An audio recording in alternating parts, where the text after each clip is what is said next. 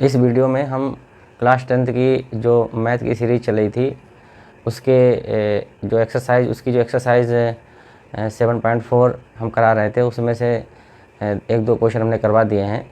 अब उसी एक्सरसाइज के कुछ बचे हुए क्वेश्चन आज के वीडियो में हम लोग करेंगे और देखेंगे आगे वाले क्वेश्चन जो हैं वो किस तरीके से हल किए जा सकते हैं।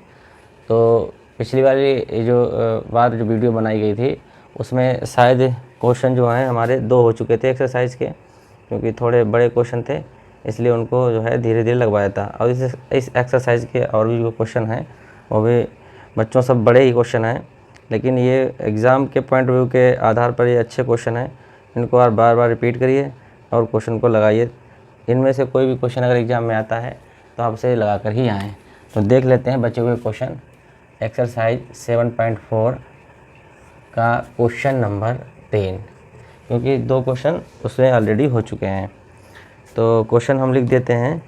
बिंदुओं 6, 6,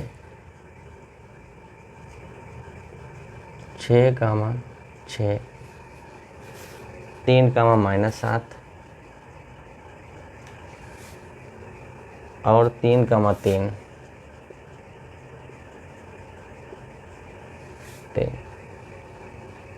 से होकर जाने वाले वृत्त का केंद्र ज्ञात कीजिए। से होकर जाने वाले वृत्त का केंद्र ज्ञात करो। ये क्वेश्चन आप लोगों का दिया गया है। तो सबसे पहले एक वृत्त बना लेते हैं। मान लो ये वृत्त है और इस वृत्त पर कोई 3 बिंदु जो है कहीं भी ले सकते हैं। एक बिंदु ये ले लिया, दूसरा ये और तीसरा ये, और ये इसका केंद्र है, यानी इसको हम सी मान लेते हैं। ठीक है, सी ठीक, इसको हम मान लेते हैं पी, ये क्यू है और ये आर है। पी के निर्देशांक हम मान लेते हैं वो हैं, माना पी के निर्देशांक 6, 6, क्यू के निर्देशांक 3, -7 और आर के निर्देशांक हमारे 3, 3 है। ठीक है, मान लिया है। तो यहाँ से हम लिख लेंगे 6, -6 और 3, -7 और ये है 3, 3। ठीक है, और इसके केंद्र के निर्देशांक हमें x, y हमें निकालने हैं। ये हमें इसमें से निकालने हैं। ठीक है, तो हम क्या करेंगे, हमें इतना तो जो भी ज्ञात है वो हम पहले देख लेते हैं। हमें पता है कि केंद्र से परिधि तक की दूरियां समान होती हैं। ये नोट करने वाली बात है। वृत्त में केंद्र से परिधि तक की दूरी समान होती है। इस दूरी को त्रिज्या कहते हैं। ठीक है, जैसे अगर हम ये कहें कि हमें x, y के मान चाहिए तो हमें इन p, q, r में और इस c में एक रिलेशन बनाना होगा, कुछ समीकरण बनाने पड़ेंगे, तभी हमारे x, y के मान हमारे निकल पाएंगे, अन्यथा की स्थिति में ये मान नहीं निकल पाएंगे। तो सबसे पहले हम क्या देख लेते हैं कि हमें पता है p से लेकर जो इस c तक की दूरी जो है वो c से लेकर q तक की दूरी और c से लेकर r तक की दूरी, ये सारी दूरियां आपस में कितनी हैं, बराबर है। p से लेकर c तक की दूरी, c से r तक की और c से q तक की दूरी, ये सभी दूरियां बराबर हैं। यहाँ लिखेंगे चूँकि PC बराबर हो जाएगा QC बराबर हो जाएगा RC। ठीक है, PC बराबर हो जाएगा, PC बराबर है QC और RC के। तो दो बिंदुओं को बराबर करके हम समीकरण बनाएंगे, बाद में हल करके x, y के मान निकाल लेंगे। कहने का मतलब है पहले PC और CQ दोनों के बीच की दूरी का समीकरण बना लेंगे, फिर उसी क्रम में CQ और CR या फिर PC और CR के बीच हम एक समीकरण बना लेंगे, दोनों को हल करेंगे और उत्तर आ जाएगा।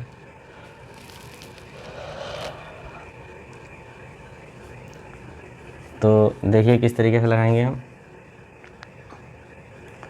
यहाँ लिखेंगे चित्र से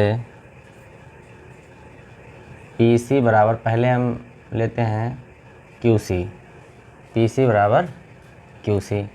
तो पी सी तक की दूरी का फार्मूला हम लगा देंगे। दो बिंदु दिए गए हैं, दो बिंदु, मान लो एक पहला बिंदु ये है और दूसरा बिंदु ये है। दो बिंदुओं के बीच की दूरी का जो फार्मूला होता है वो हम पहले बता चुके हैं। क्या होता है? Under root of x1 minus x2 का whole square plus y1 minus y2 का होल स्क्वायर।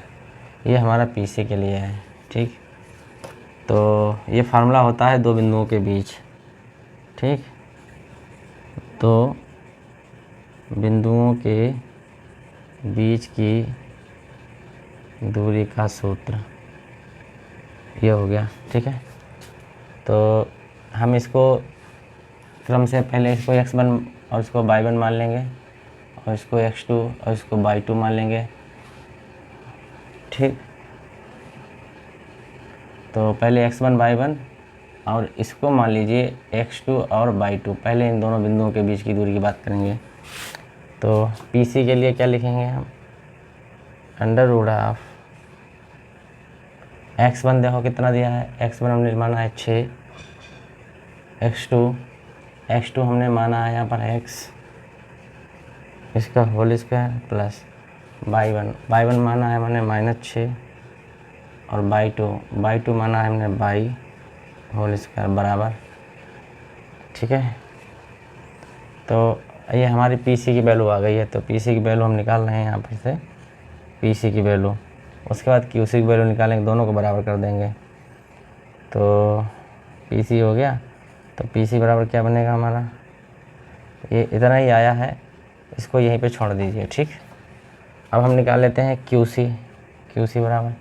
अब जब हम Q और C निकालेंगे तो इनको हम चेंज कर देते हैं। इसे x1 और इसको y1 आप मान लो और इसको यहाँ से हटा दीजिए। तो QC वाले में क्या होगा हमारा फार्मूले में? Under root x1 minus x2, ये फार्मूला रहा। इसी वाले फार्मूले को लगा देंगे। x1 माइनस x2, x1 है हमारा 3, x2 है x, 3 minus x whole square, y1 minus y2, y1 है -7, y2 है y -7 और y का होल स्क्वायर। अब यहाँ पर हमें पता है एक कंडीशन दी गई है, क्योंकि हमें पता है PC बराबर QC है। तब हम क्या करेंगे? दोनों को बराबर लिख देंगे, PC और QC को, ठीक है। तो अंडर रूट में 6 माइनस x का होल स्क्वायर और -6 माइनस y का होल स्क्वायर बराबर में लिखा जाएगा ये QC की वैल्यू अंडर रूट में 3 माइनस x का whole square plus -7 minus y का होल स्क्वायर, ठीक है। ये लिखा जाएगा। दोनों तरफ से वर्ग कट जाएंगे तो ये बचेगा 6 माइनस x का होल स्क्वायर प्लस, अब यहाँ पर ये माइनस कॉमन निकाल दिया जाए तो ऊपर ऑर्डर नंबर मतलब सम संख्या दी गई है, तो इस सम संख्या से ये माइनस प्लस हो जाएगा। तो हम इसको लिख सकते हैं 6 प्लस y का होल स्क्वायर। इस दो के कारण ही ये दोनों माइनस जो है प्लस में हो जाते हैं, बराबर यहाँ 3 माइनस x का होल स्क्वायर। ऐसे ही ये वाले में 7 प्लस y का होल स्क्वायर क्या हो जाएगा? ये सम संख्या इन दोनों को प्लस बना देगी, ठीक है। तो अब इसका हम स्क्वायर खोल लेते हैं। देखो क्या बनेगा? a माइनस बी का whole square, a plus B का whole square, a minus B का whole square, a plus B का होल स्क्वायर। तो हो जाएगा 6 का स्क्वायर, a स्क्वायर यानी b का स्क्वायर x स्क्वायर, माइनस लगा माइनस के 2a, a का मतलब है 6 और b का मतलब है x प्लस, यहाँ देखो 6 का स्क्वायर प्लस y का स्क्वायर, ठीक है, और प्लस के 2a और b, a का मतलब 6 है, b का मतलब y है, बराबर क्या होगा? यहाँ पर भी वही कंडीशन है, a माइनस बी का whole square, a square plus b square minus 2, a का मतलब है 3 और b का मतलब है x, और प्लस जो आगे का बचा हुआ है a प्लस बी का होल स्क्वायर 7 का स्क्वायर, y का स्क्वायर प्लस 2, a का मतलब है 7 और b का मतलब है y। ये हमारे यहाँ पर बन गए हैं, ठीक है। अब देख लीजिए यहाँ पर ये बराबर का चिन्ह लगा है, ये वाला, इधर वाली वैल्यू अलग है और यहाँ से लेकर यहाँ तक की वैल्यू अलग है। बराबर में अगर इधर साइड में कोई भी गिनती ऐसी जो इधर साइड में आपको सेम टू सेम दिख रही है उसे बराबर में काट दो। जैसे हमें गिनती दिख रही है, जैसे ये एक्स स्क्वायर यहाँ दिखा है और एक्स स्क्वायर यहाँ पे दिखा, कट गया। इस तरीके से वाई स्क्वायर यहाँ पे है और वाई स्क्वायर यहाँ पर है, ये हमारे दोनों कट गए हैं। इसके अलावा और देख लीजिए कोई और गिनती दिख रही है क्या? मुझे लगता है और कोई गिनती नहीं है, तो हम इसे हल कर देते हैं। 6 का स्क्वायर हमारा 36 बनेगा और माइनस के 6 दूनी 12x और यहाँ पर फिर से दोबारा 36 बनेगा और 6 दूनी 12y, ठीक है, बराबर में यहाँ पे क्या बनेगा, 3 तिया 9 बनेगा और 3 दूनी 6x बनेगा, ठीक है।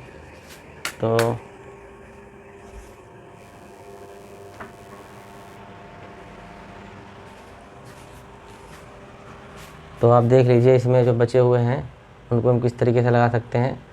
3 का स्क्वायर 9 है और 3 दूनी 6x है और फिर 7 का स्क्वायर बचा है यहाँ पर, 7 का स्क्वायर 7 सत्ते 49 और 7 दूनी 14y, ये बच जाएंगे। देखो और कुछ कटने वाला अगर हो तो काट दीजिए, अगर जोड़ने वाला है तो आप जोड़ दीजिए। तो एक काम करते हैं, सभी वैल्यू को उठाकर इधर ही ले आते हैं। तो क्या बनेगा हमारा 36 माइनस 12x। तो आप पहले एक जैसी गिनती जोड़ दीजिए, सही रहेगा। देखो 36 और 36 दोनों जुड़ेंगे तो 72 बनेंगे, माइनस के 12x प्लस के 12y बराबर, ऐसे यहाँ पे जुड़ जाएंगे।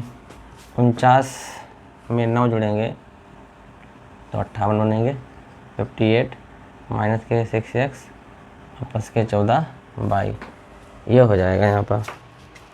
तो अब उसके बाद अब क्या करेंगे, हम सभी वैल्यू को एक तरफ ही कर लेंगे जिससे कि एक हमारी ऐसी समीकरण बन जाए सिंपल सी।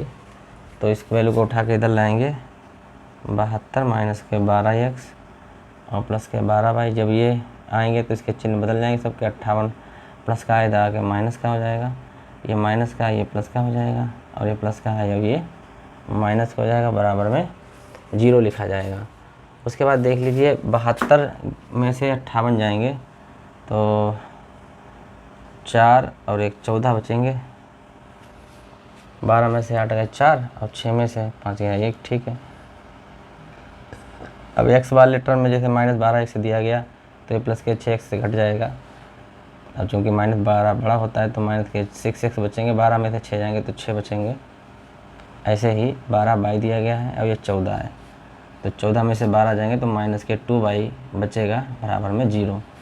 पूरी समीकरण आपकी जो है 2 से डिवाइड हो रही है तो 2 से हम भाग कर देंगे, 2 से भाग करने पर तो यहाँ लिख देंगे 2 से भाग करने पर। जब आप 2 से डिवाइड करेंगे पूरी समीकरण को तो 14 के आधे 7 हो जाएंगे, क्योंकि आप ऐसे लिखोगे ना 14 बटा 2 फिर ये बटा 2 फिर 2 बटा, तो ये कट जाएंगे, 2 सत्ते 14, 2 तियाँ 6 और 2 एकम 2, ये कट जाएंगे जब भाग करोगे और 2 से भाग करोगे 0 बचेगा। तो हम डायरेक्ट लिख दे रहे हैं 7 माइनस 2 से भाग करेंगे 2 तियाँ 6, 2 सत्ते 14 है ये और 2 एकम 2y बराबर 0। इसको आप समीकरण नंबर 1 डाल दीजिए। आप इसको देख लो, अभी हमारा एक हिस्सा इसका लग गया है, एक पार्ट लग गया जिसमें हमारी एक समीकरण आ गई है। अब ऐसी ही एक समीकरण और बनाएंगे और सिंपल तरीके से दोनों समीकरणों को हल कर देंगे। x और y के हमारे मान निकल आएंगे, वही हमारे इस वृत्त के केंद्र कहलाएंगे। तो देख लेते हैं इसके आगे का पार्ट क्या होगा हमारा। तो इसको हम मिटा देते हैं।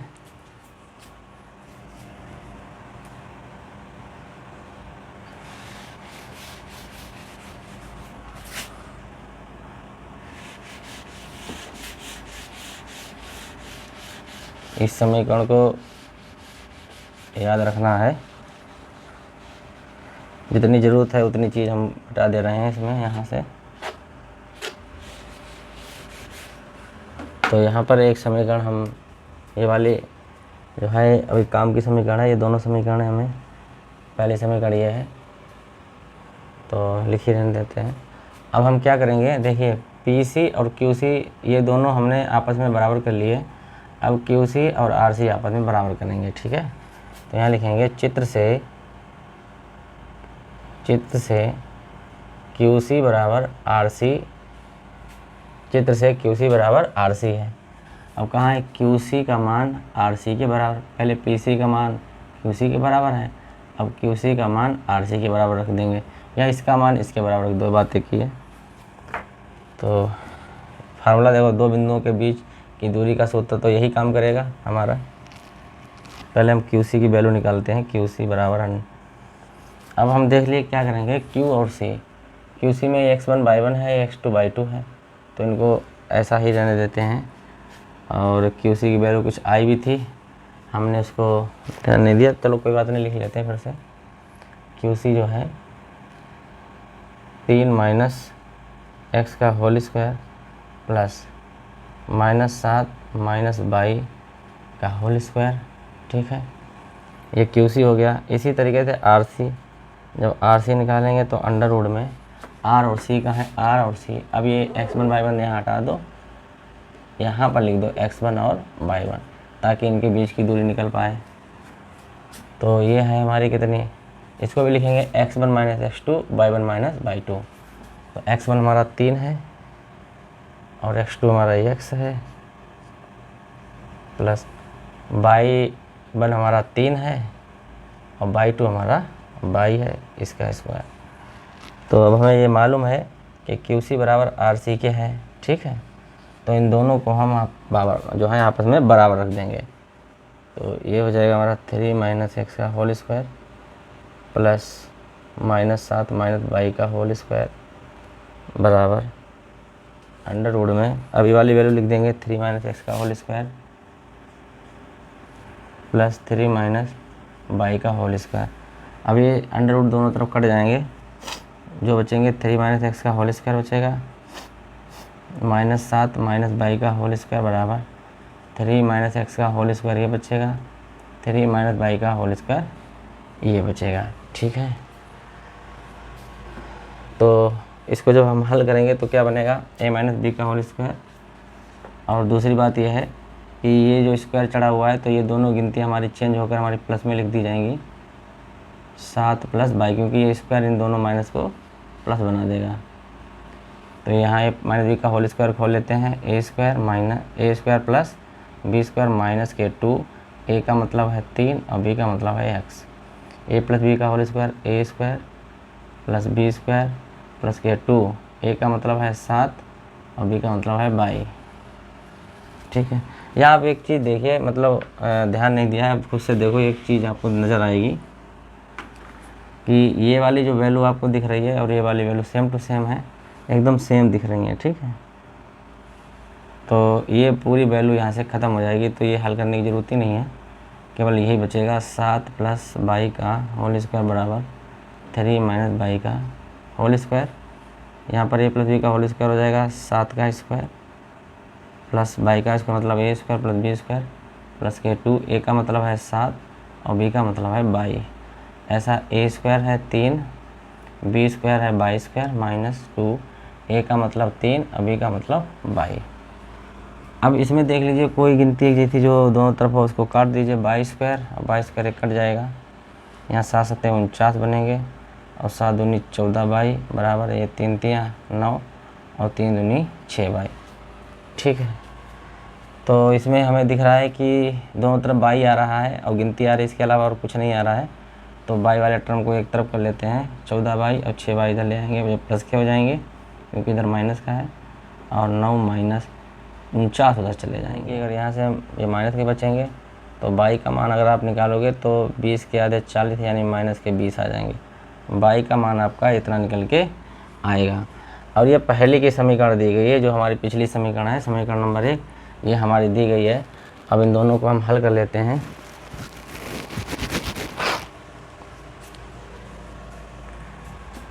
उतार लिया होगा, अब इसे यहाँ से हटा दीजिए।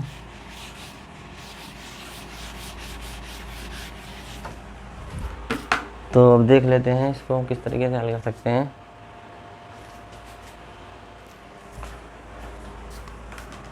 तो यहाँ पर देख लेते हैं, जो दिया गया है 7 - के 3x - y बराबर 0, इसको हम अगर ऋण चिन्ह से अगर गुणा करेंगे तो इनके सभी चिन्ह बदल जाएंगे। तो ये ऋण चिन्ह से गुणा चिन्ह से तो गुणा करेंगे तो जो प्लस है वो माइनस हो जाएगा, जो माइनस है वो प्लस। जैसे ये प्लस है तो माइनस के साथ, ये माइनस के हैं तो प्लस के 3x, ये माइनस के हैं तो प्लस के y बराबर 0, या इसको ऐसे लिख सकते हैं 3x प्लस y माइनस 7 बराबर 0। ठीक है, तो समीकरण 1 से ये समीकरण 1 है।